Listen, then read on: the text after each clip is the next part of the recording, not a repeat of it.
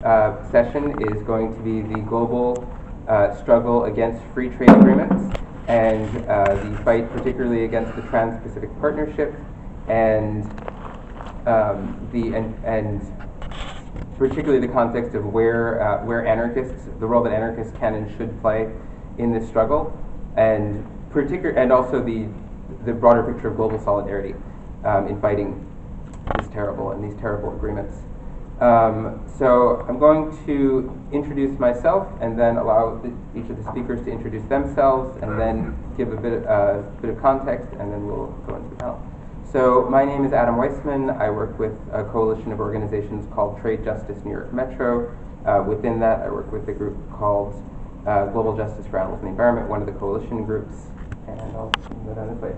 Okay, I'm Pete Dolack. I'm with Trade Justice New York Metro, and I also write the Systemic Disorder blog on the economic crisis. I'm Bill Weinberg, independent journalist. I produced the website World War IV Report, and I've been concentrating on indigenous movements in the Andes in recent years.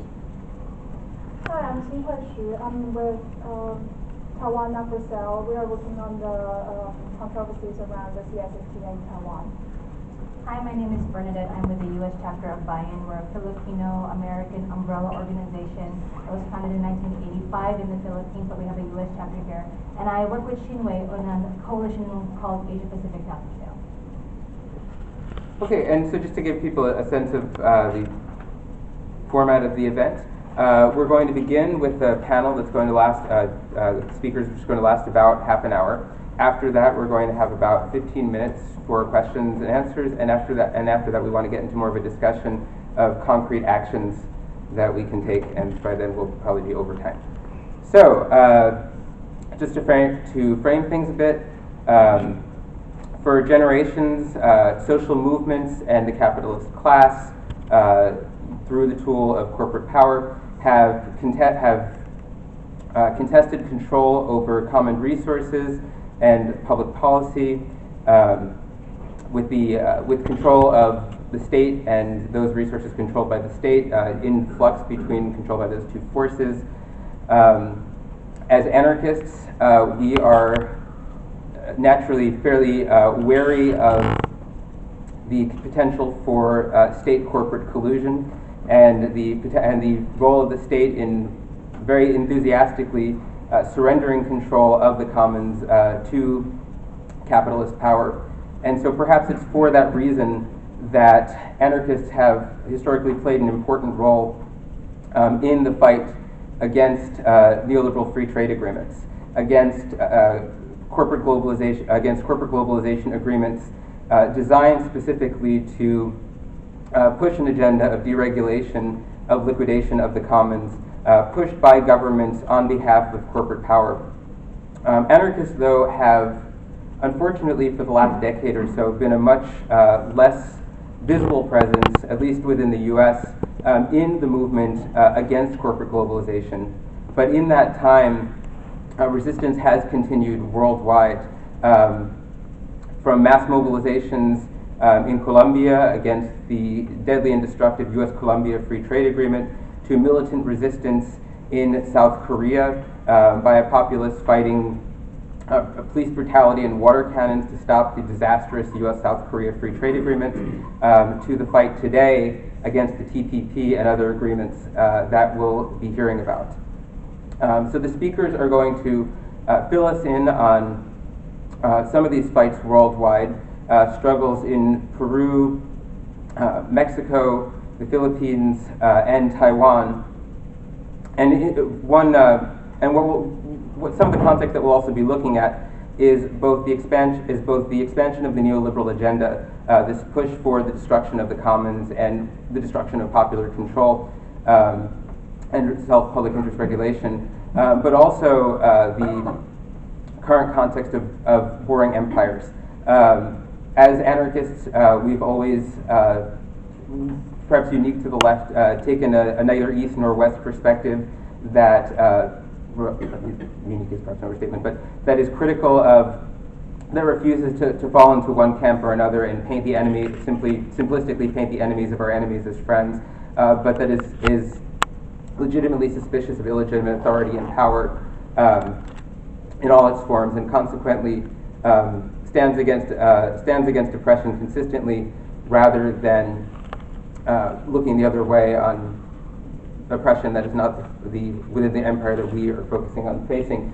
Thus, we'll be talking about the competition right now between the U.S. and China in using free trade agreements to build global influence and power, and which Bill will be introducing, and will be continue to the discussion of the resistance to China's push for control through free trade agreements.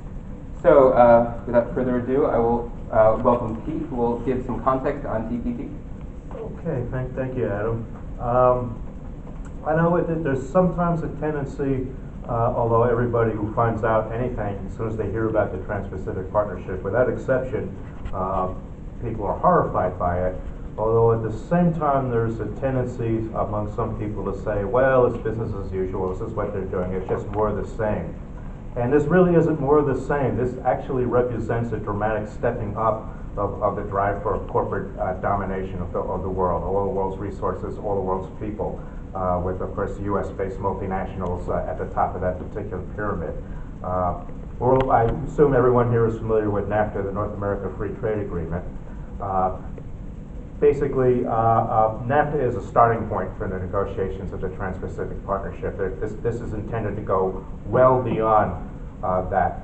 Literally, if the Trans-Pacific Partnership comes in, the dominant purpose of any government that enters into this agreement will be to guarantee the maximization of corporate profits, full stop. It sounds pretty dramatic, but that really is the case. The reason that the mechanism for doing this is what they call an investor-state dispute mechanism. It sounds, kind of like a neutral, bureaucratic kind of sounding phrase, but it's anything but neutral. So besides TPP itself, if you remember just one acronym, that's ICSID, I-C-S-I-D, ICSID. And what that stands for is International Center for Settlement of Investor Disputes. It's actually an arm of the World Bank. And what that is, again, this neutral sounding bureaucratic language, it's an obfuscation. What this is, it's a secret tribunal controlled by multinational corporations that decide when there's a conflict between a government and a corporation. So what these trade agreements do is they elevate a corporation to the level of a national government. In some senses, they actually elevate the corporation above a national government. And how they do that is the governments enter into these treaties, and again, the TPP has by far the most draconian rules of any of these things that anybody has ever seen. And basically what it does in so many words and so many pages and pages of dense bureaucratic language is any action by a government that a corporation says will hurt its profits will be illegal. There's no limit to what constitutes this. There's no definition of who constitutes an investor. This is the context of it. It defends investor rights, but in actuality, it elevates the investor above everybody, everything, and every other entity. So basically, if a corporation is, say, like for instance, there's a recent case in Quebec where a company called Lone Pine decided they want to frack under the St. Lawrence River in Quebec, which is not only the main waterway and transportation route for Canada, it's also one of Eastern Canada's most important farming regions as well. Really bad idea, right? So the Quebec government says, no. So they didn't put a complete ban on it, but they put a moratorium of at least a year. I forget off the top of my head the period of it. Lone Pine said, wait a minute, that's confiscating my profits. So under NAFTA, which again is as bad as NAFTA is not as bad as the Trans-Pacific Partnership, it says we're going to now sue the government of Canada, because it can only sue national governments, not local level governments, for a confiscation of their expected profits. So it's not even the profits that they reasonably have gotten or would have gotten, it's the profits that they think they would get or claim that they would get on this. So how does this investment state dispute mechanism, such as ICSID, there's a couple others like the London Board of Arbitration also, but ICSID is where NAFTA disputes, I suspect that's where disputes under Trans-Pacific Partnership will go. So it's a secret tribunal, their decisions are not published, there's no public notice of when these disputes will happen, there's no appeal against these disputes. So what happens is the judges are actually corporate lawyers. What happens is each government appoints lawyers to these boards, and then randomly 3 of these lawyers are picked to sit as the judges. So in the instance of the United States, has 8 judges that they've appointed onto. 7 of these 8 are corporate lawyers who specialize in defending corporations in these sorts of tribunals, and the only one who isn't is a corporate lobbyist who specializes in breaking down all these trade barriers and rules. So, and other countries put similar kind of people up on these as well. It's not only the U.S. So what happens is the corporation goes in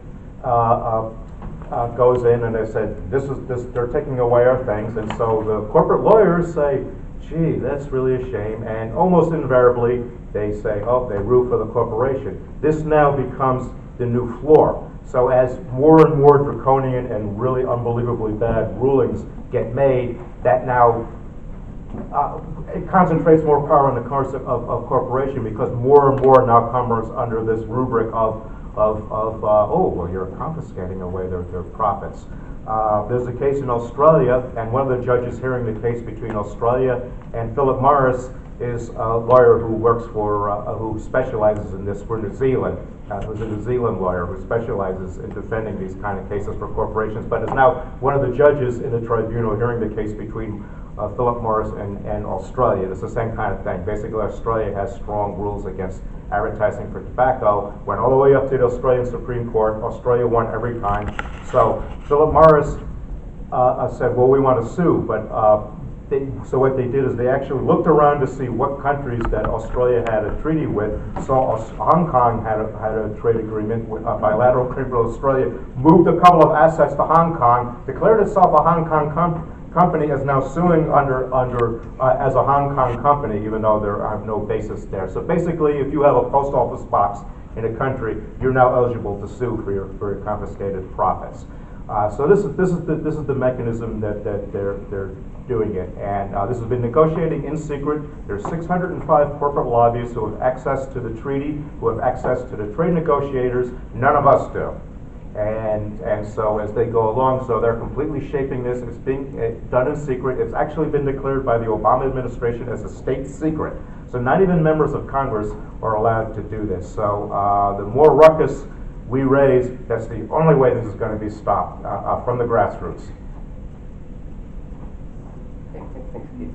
Bernadette, Yes, I have a PowerPoint. So I'm gonna put this on.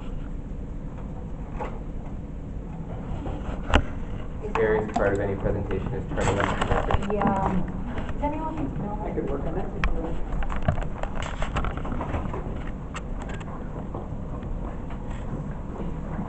The lights towards it. Tell me when, well, I'll run through the image of the light.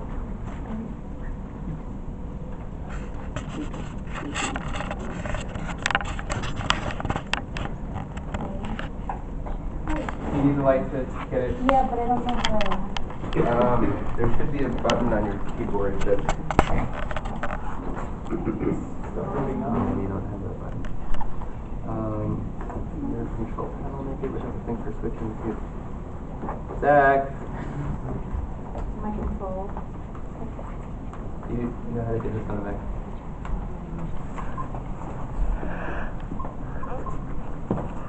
One of those.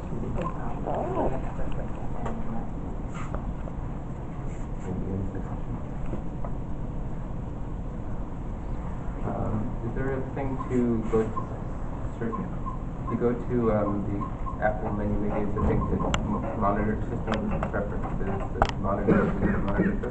There can be some easier way to do that.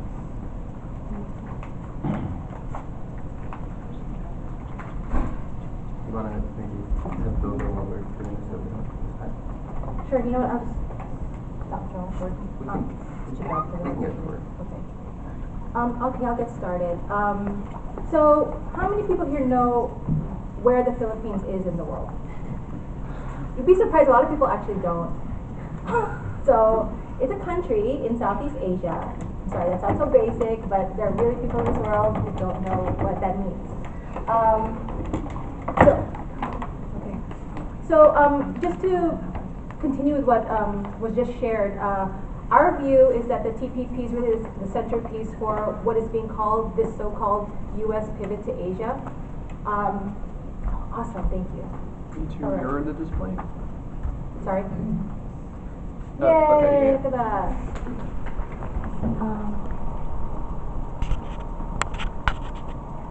Thank you. Thank you.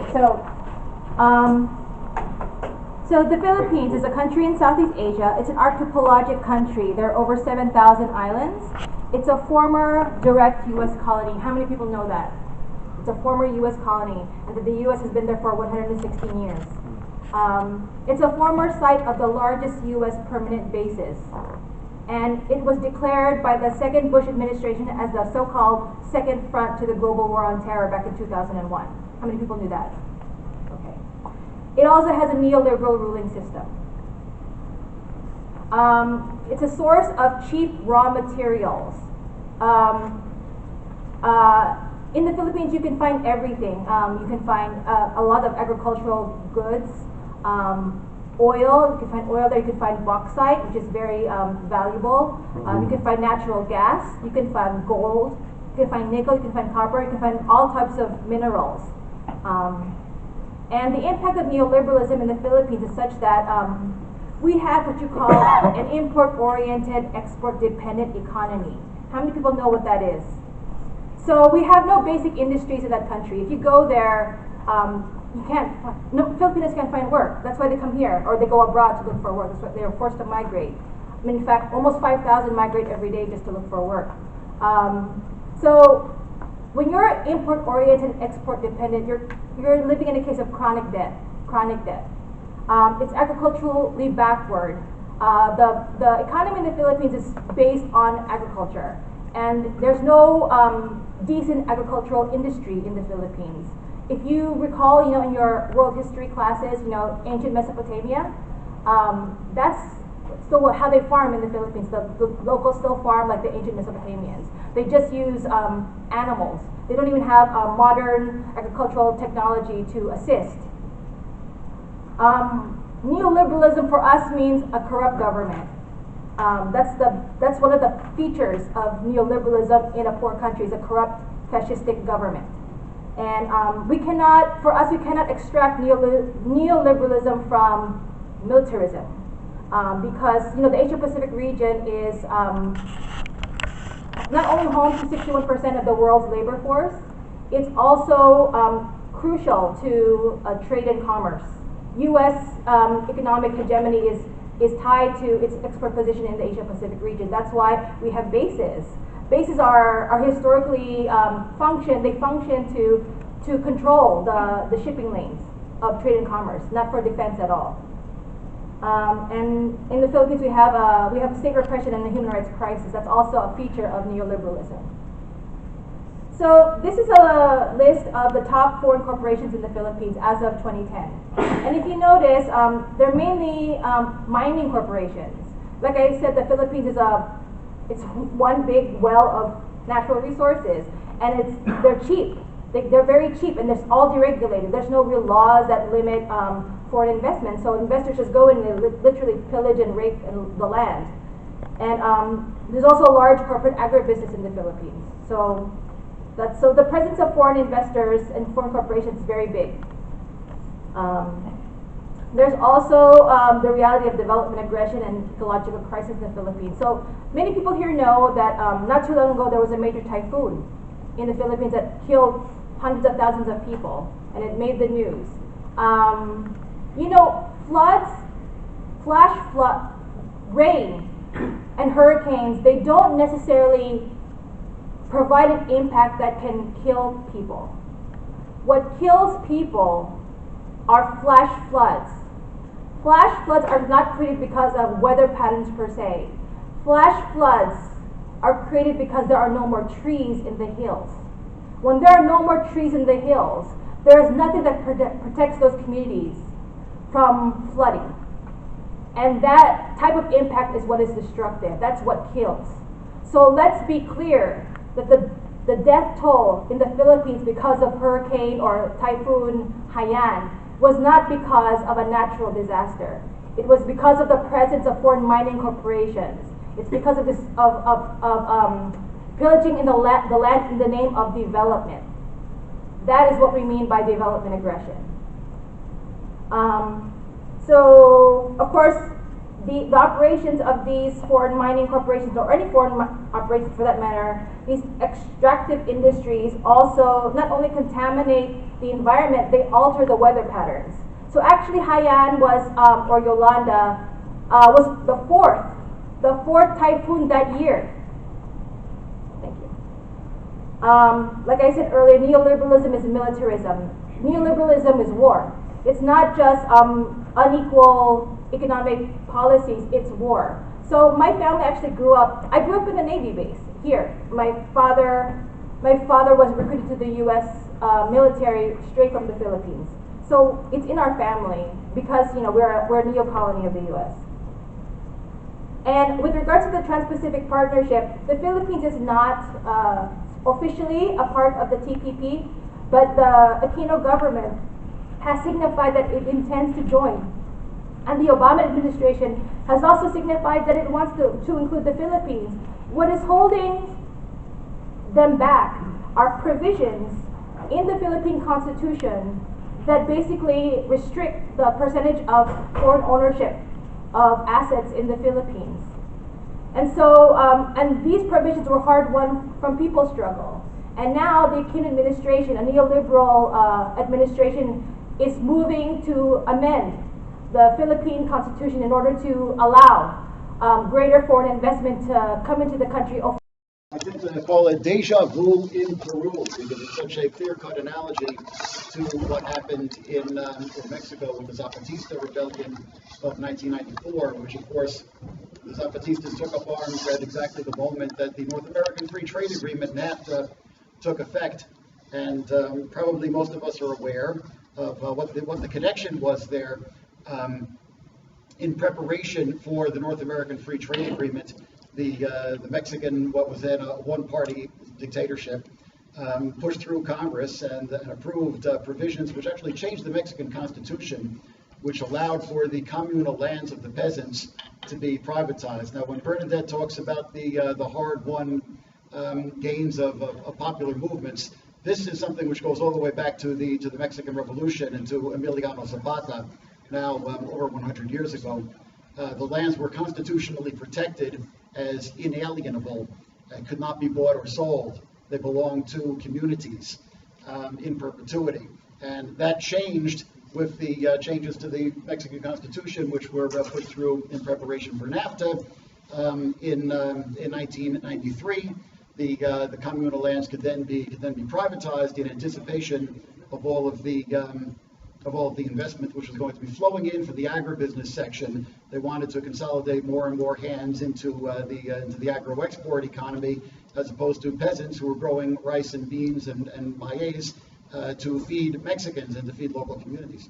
So the Zapatistas declared that this was going to be a death knell for the indigenous people of Mexico, and on January 1st, 1994, the exact moment that NAFTA took effect, they launched their uprising, and got a lot of world attention. Unfortunately, did not get a lot of world attention when something very similar happened in Peru just 5 years ago. Peru entered into a free trade agreement with the United States in 2009, and the big resources which they were hoping to, and still are, aggressively opening up to foreign investment are oil in the lowland Amazon rainforest region of the country, and minerals up in the mountains in the Andes.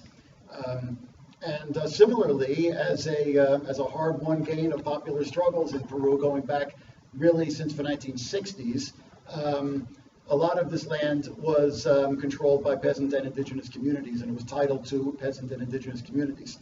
And under Peruvian law, it could be sold or it could be opened up to mineral or oil concessions, but there had to be a 2/3 vote of all of the comuneros, all of the people who hold the land in common.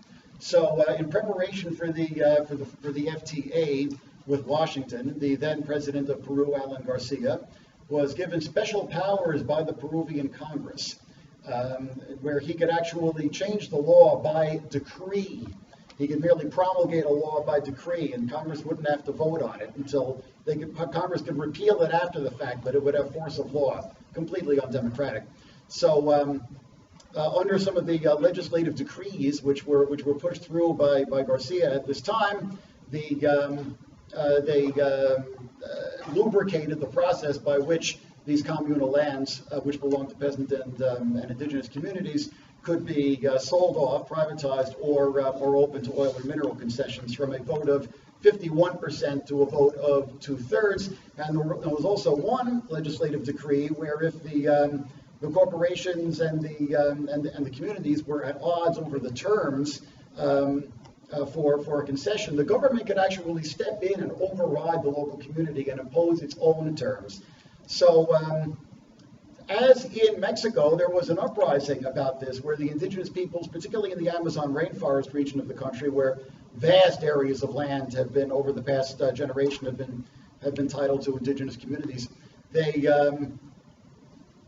began seizing the oil installations, began seizing the oil pipelines, began seizing the hydroelectric dams, blocking the roads, blocking the rivers to transport, and they didn't. I mean, part of what made the Zapatistas get a lot of press is that they wore ski masks and they carried rifles. This was not exactly an armed uprising, not exactly an unarmed uprising. They were wearing war paint, their traditional war paint, to signify that they were on a war footing, and they had their machetes and spears and so on at the barricades that they were maintaining.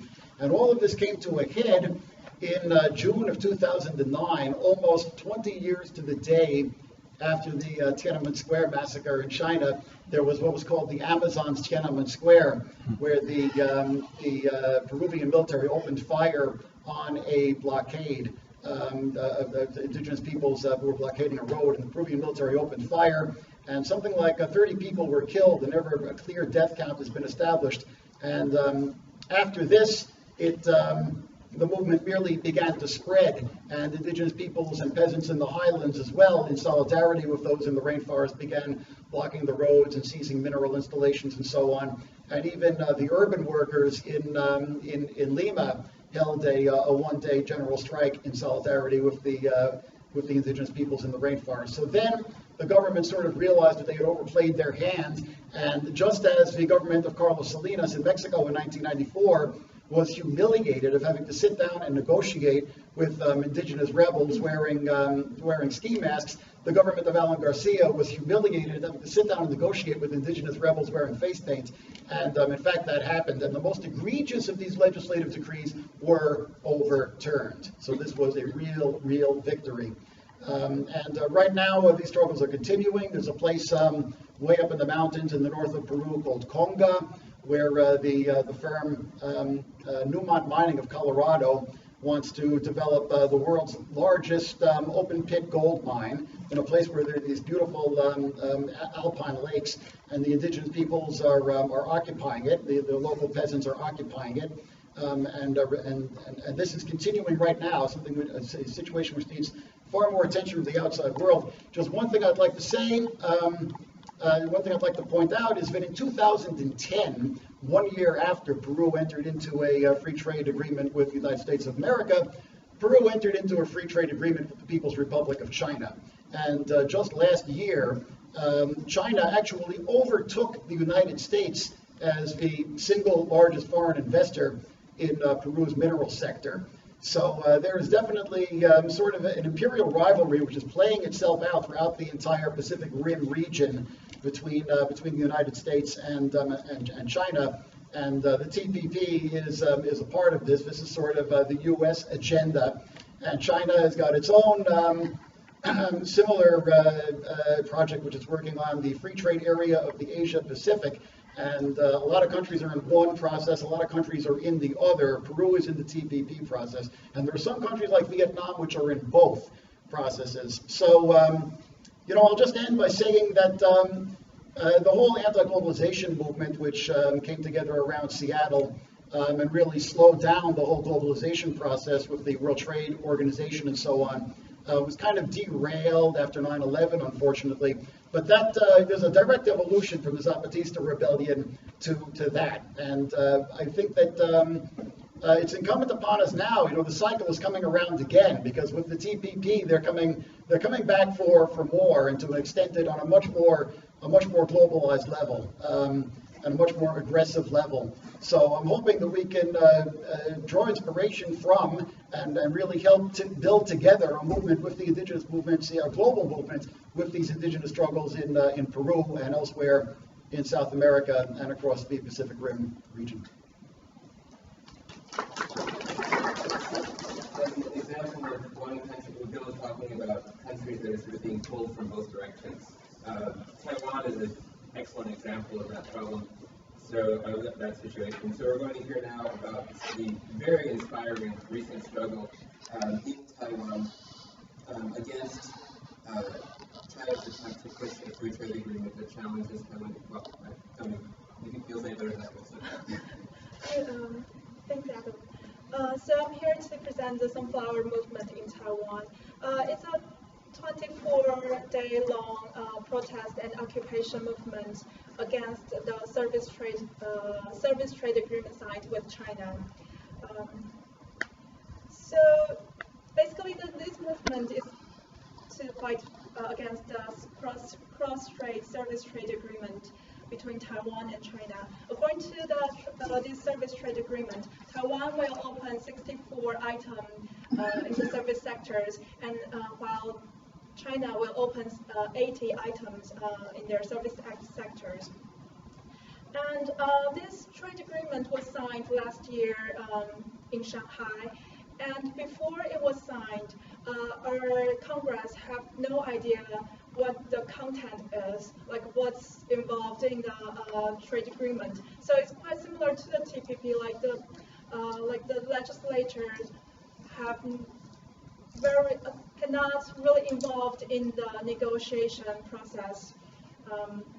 So like 4 days later, the majority party and the minority party in Taiwan agreed that they have to review this trade agreement in a clause-by-clause basis, because it will have a serious impact on the 7 million workers in the service sectors in Taiwan. So, but however, this March 17th, the KMT, the majority party in Taiwan, the KMT legislators claimed that the CSTA has been reviewed in the Joint Committee, and so it will soon be promulgated.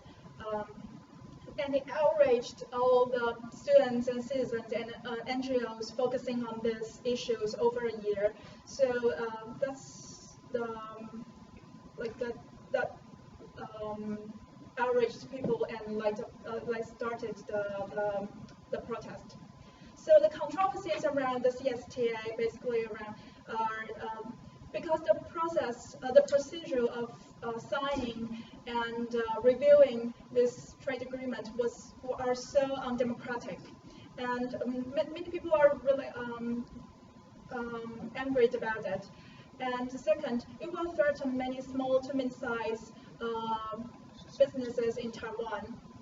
And third, many people worry that the CSTA will allow Chinese corporations to invest in many industries that are related to related to national security. For example, internet and communication service, the highway and road management, and geological investigation.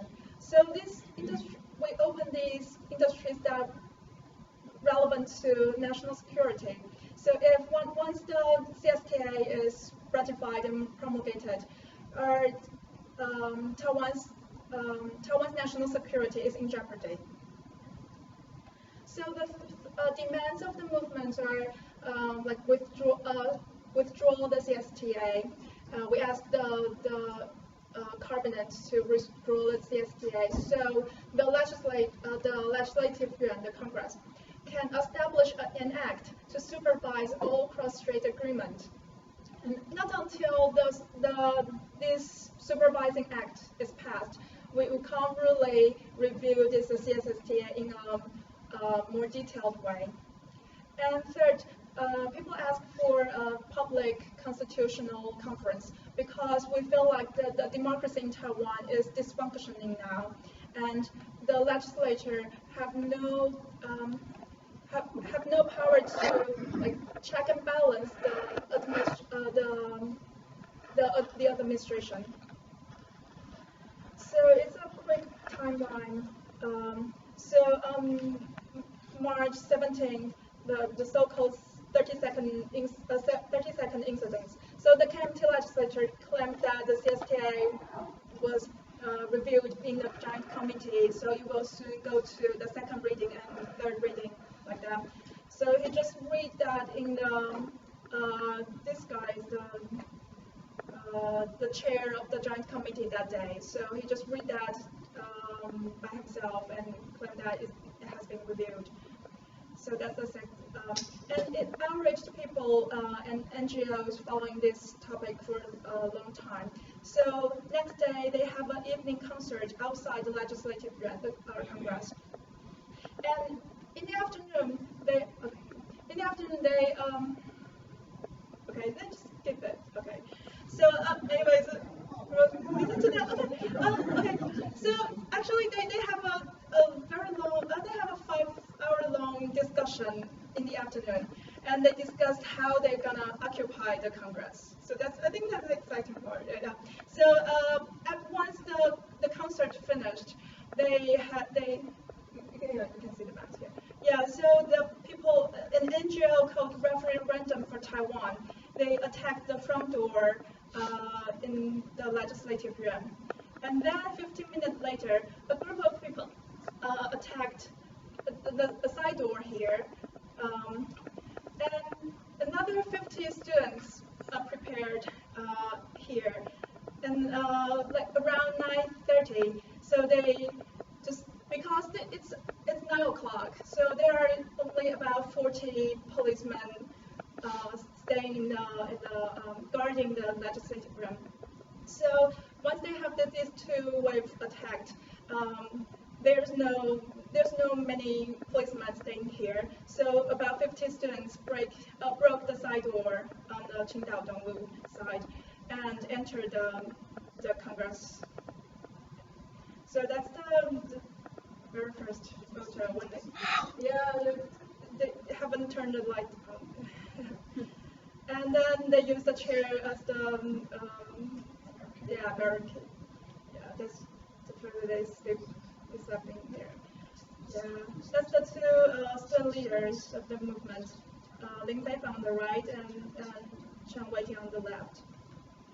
And this is when they started to be called sunflower movement because the farmers sent sunflowers to the Congress. Yeah, and it documents how many hours they have been occupying. Like it is 57 hours now.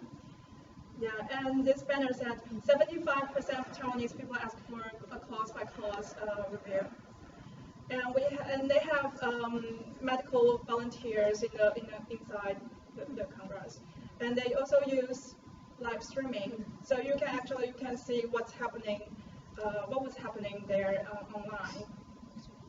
They also have group discussions, and they design many activities for people staying there.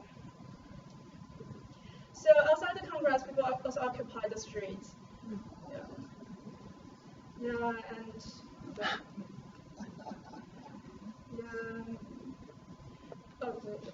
also have food supply. People just send food and drinks.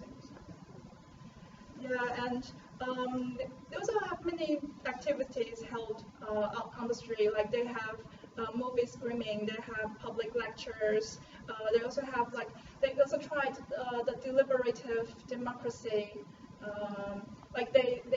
So even lay people, or you can just join the group discussion, and you can review the agreement by yourself, like that. so people sleeping on the street. And this is a so-called liberation area for the subalterns. So I think it's a very interesting point. Very quickly finish it. So because people are separated into places, right, inside the Congress and on the street outside the Congress.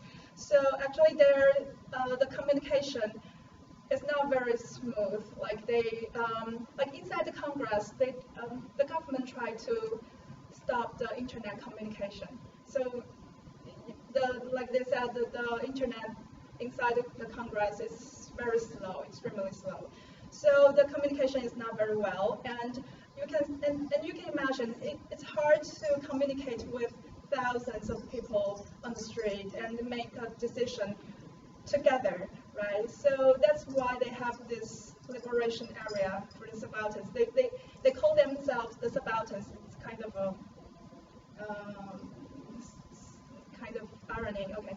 And so they said that like they are like the second class in this. There are second class people in this movement because they can't engage in the decision making. Yeah, so because the government didn't really respond to their demands, so on March 23rd, they tried to occupy the executive branch, the cabinet office. So people break the windows and had a sit-in in the executive branch. And about 2,000 people also occupied the yard and surrounding street. But soon it was cracked down by policemen at midnight. So just to focus. And that's the climax of the movement. On March 30, they had over 500,000 people stood out and joined the movement. Yep. So the Speaker of the Congress visited the occupying students on April 7th and promised that he will not hold cross-party negotiation on the CSTA until the Supervising Act is passed. So, and then people will leave the Congress on April 10th. But I want to say, we can turn the light down. Yep. So I want to say is, actually the struggling is still continuing. It's not the end. Although people left the Congress, but I think through this movement, really mobilizing so many people, and Taiwanese people started to realize that they have to save our country by ourselves. And I think that's a great lesson from the movement. Yeah.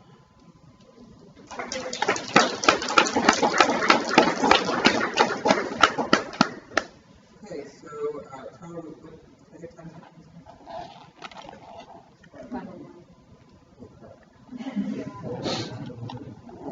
Let's see the time we have. So, and very quickly, before we go to questions, I just want to get this out for release. This is a contact sheet for Trade Justice New York Metro. If you would like to hear more about events like these and how to join the fight against the partnership and other non-neoliberal trade dealers, please sign this and we will be in touch with you. I'm going to throw this on the side. This is our calendar of upcoming events. We're going to be participating in the March Against Monsanto. We have another teach-in on the 9th. There's a national conference called this weekend. This is about the events on the 9th. But since we're short on time, I'll let you look at all that stuff yourselves and just go right to questions.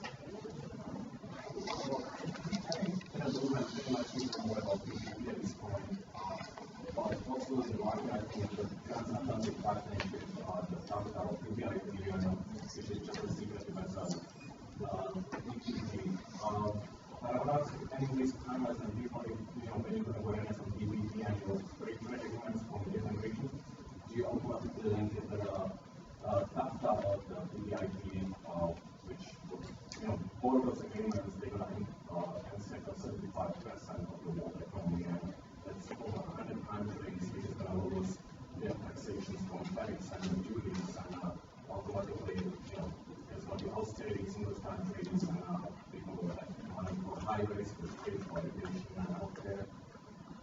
Do you put those things on the in your teaching? Yeah, I think that it's not a coincidence that the TTIP, the other, is a transatlantic investment and trade partnership, and that's a parallel to the Trans-Pacific Partnership. That's between the United States and the European Union as a bloc. So I don't think it's a coincidence at all that the Obama administration is pushing both of these at the same time. It's the same dynamics.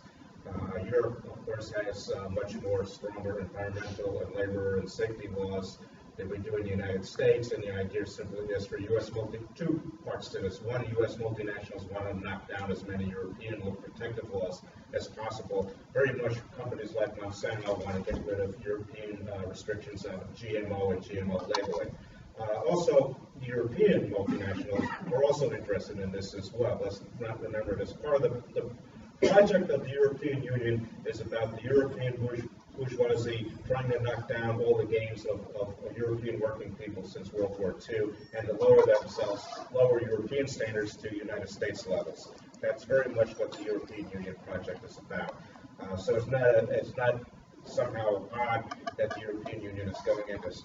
One thing to remember is that the Obama administration is pushing for the most draconian rules and is pushing for the hardest on this and is leading the most on the other negotiating partners in both the Trans-Pacific Partnership and the Transatlantic Partnership. So wide parts of the world between the two of these, as the speaker just said, it's about 70-75% of the world's economy. All in there. And the Trans-Pacific Partnership is intended to be a docking agreement. In other words, they want to get it in place, have it in place, then they'll invite other countries to come in, but you'll have to agree that everything has already been agreed to with no basis to do that. And that's very much the model that they're doing in the Transatlantic Partnership. Okay, well, we've gotten word that we're out of time, so please, before you leave, sign the sheet if you'd like to, grab some literature from the table, and we'll stand outside. This is where I guess people need to get people out. Thank you, everyone. Apologies that we didn't have more time for questions and discussion, and thank you to the panel for making it.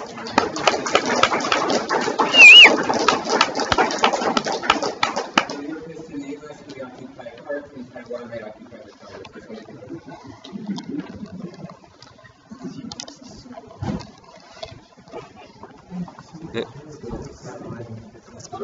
Did you stop the? Oh, okay. Here.